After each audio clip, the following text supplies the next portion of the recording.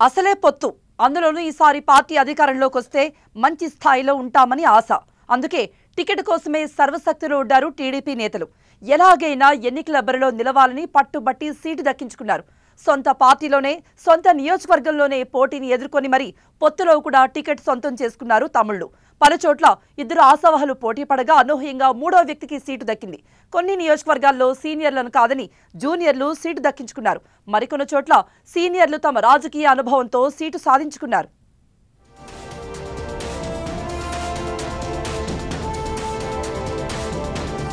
Ticket దక్కితే చాలు, గెలిచినట్లే.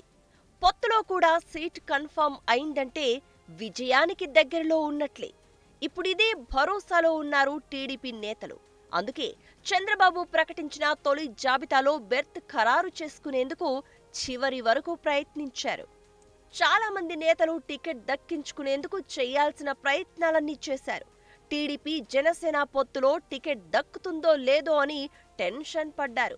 తీవ్ర పోటీని, త్యాగాలను అధిగమించి సీటు సాధించిన వారు కొందరైతే సొంత పార్టీ నుంచే పోటీ పడిన ఆశావహుల ఎత్తుగడల్ని తిప్పికొట్టి టికెట్ దక్కించుకున్నవారు మరికొందరు ఉన్నారు.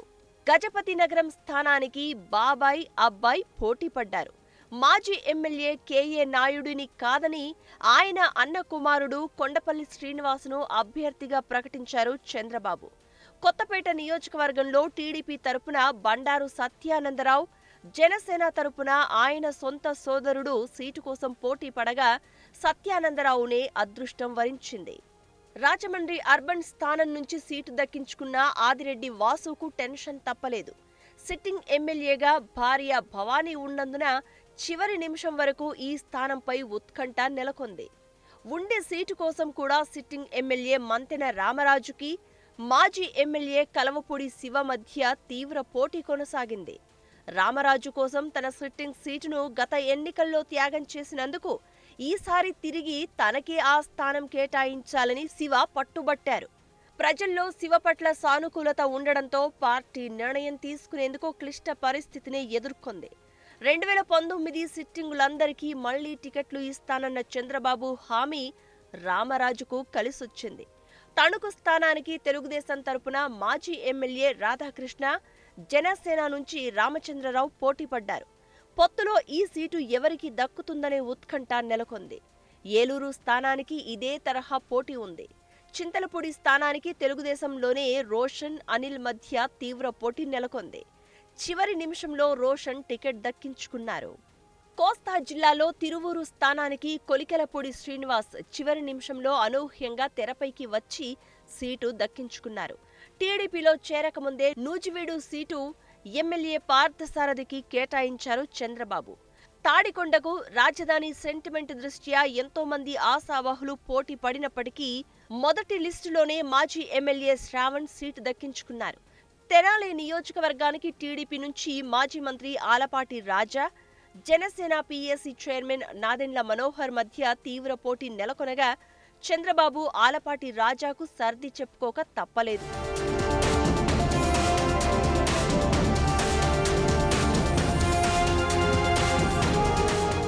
బాపట్ల స్థానానికి పొత్తులో భాగంగా టీడీపీ తరపున మాజీ ఎమ్మెల్సీ అన్నం సతీష్ సీటు ఆశించారు. కానీ తెలుగుదేశం తరపున వెగిసిన నరేంద్ర వర్మకు సీటు దక్కింది.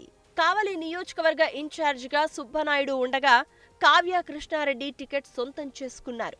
సూళ్లూరుపేటలో మాజీ ఎమ్మెల్యే నెలవల సుబ్రహ్మణ్యం తానే పోటీ చేయాలని భావించినా అనూహ్యంగా ఆయన కుమార్తె విజయశ్రీకి టికెట్ ఇచ్చారు చంద్రబాబు. ఉదయగిరి టికెట్ కోసం మాజీ ఎమ్మెల్యే బొల్లినేని రామారావు, కాకర్ల సురేష్ తీవ్ర ప్రయత్నాలు చేశారు. కానీ చివరకు ఎన్ఆర్ఐ సురేష్నే అభ్యర్థిగా ప్రకటించారు చంద్రబాబు. రాయచోటి నియోజకవర్గంలో మండిపల్లి రాంప్రసాద్ రెడ్డి, రమేష్ రెడ్డి ఆశించగా రాంప్రసాద్ రెడ్డి సీటు దక్కించుకున్నారు. డోన్ స్థానానికి అనూహ్యంగా కోట్ల సూర్యప్రకాష్ రెడ్డి పేరును చంద్రబాబు ప్రకటించారు. కోట్ల కుటుంబానికి ఒకే సీటు ఇస్తాను అని బాబు స్పష్టం చేయడంతో గత ఎన్నికల్లో ఆలూరు నుంచి పోటీ చేసిన కోట్ల సుజాతమ్మకు ఈసారి టికెట్ దక్కలేదు. ఉమ్మడి అనంతపురం జిల్లాలో 5 స్థానాల్లో ఆశావహుల మధ్య తీవ్ర పోటీ ఉండడంతో అభ్యర్థుల ప్రకటనకు చంద్రబాబు తీవ్ర కసరత్తే చేశారు. గ్రూప్ రాజకీయాల్లో భాగంగా ఇన్ఛార్జ్ పదవి కోల్పోయిన బండారు శ్రావణి అనూహ్యంగా సింగనమల టికెట్ దక్కించుకున్నారు. మడకసిర మాజీ ఎమ్మెల్యే ఈరన్న కుమారుడు సునీల్ను మాజీ ఎమ్మెల్సీ తిప్పేస్వామి తీవ్రంగా వ్యతిరేకించినప్పటికీ సునీల్కు సీటు దక్కింది. కళ్యాణదుర్గంలో 2 గ్రూపులు సీటు కోసం పోటీ పడగా 3వ వర్గం సీటు దక్కించుకున్నట్లయింది. ఇక్కడ మాజీ ఎమ్మెల్యే ఉన్నం హనుమంతరావు చౌదరి, ఇన్ఛార్జ్ ఉమామహేశ్వర నాయుడులు తీవ్రంగా పోటీపడ్డారు.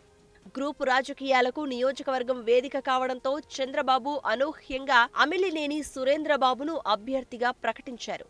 పెనుగొండ స్థానానికి సీనియర్ నేత బీకే పార్థసారథిని కాదని కొత్త అభ్యర్థి సవితను ఎంపిక చేశారు. రాయదుర్గం స్థానంలోనూ మాజీ మంత్రి కాలవ శ్రీనివాసులు తీవ్ర పోటీ ఎదుర్కొన్నారు. సీనియర్ నేత పూల నాగరాజు ఆ సీటు కోసం గట్టి ప్రయత్నం చేశారు. మాజీ ఎమ్మెల్సీ దీపక్ రెడ్డి సైతం రాయదుర్గం సీటును ఆశించగా కాలవ తన పట్టు నిలుపుకున్నారు. తంబళ్లపల్లి స్థానానికి శంకర్ యాదవ్ ఇన్ఛార్జిగా ఉండగా మాజీ ఎమ్మెల్యే ప్రవీణ్ కూడా తెలుగుదేశంలోకి వస్తారనే ప్రచారం జరిగింది. వీరిద్దరినీ కాదని కొత్త అభ్యర్థి జయచంద్రారెడ్డికి టికెట్ ఖరారు చేశారు. టికెట్ దక్కుతుందో లేదో అని, పొత్తు ఉంది కాబట్టి అవకాశం దక్కుతుందో లేదో అని చివరి నిమిషం వరకు టెన్షన్ పడ్డారు టీడీపీ నేతలు. అయితే కొందరికి టికెట్ దక్కగా మరికొందరికి నిరాశ తప్పలేదు. టికెట్ దక్కని టీడీపీ నేతలు అసమ్మతి వ్యక్తం చేస్తున్నారు. కొందరైతే ఇండిపెండెంట్గా పోటీ చేసేందుకు రెడీ అవుతున్నారు. ఇంకొందరు నేతలు మాత్రం కార్యకర్తగా అయినా ఉంటాం కానీ పార్టీ ప్రకటించిన అభ్యర్థికి మద్దతు ఇచ్చే ప్రసక్తే లేదని తేల్చి చెప్తున్నారు. నామినేషన్ల ప్రక్రియ మొదలయ్యే నాటికి అసంతృప్తులను దారిలోకి తేవాలని భావిస్తున్నారు చంద్రబాబు.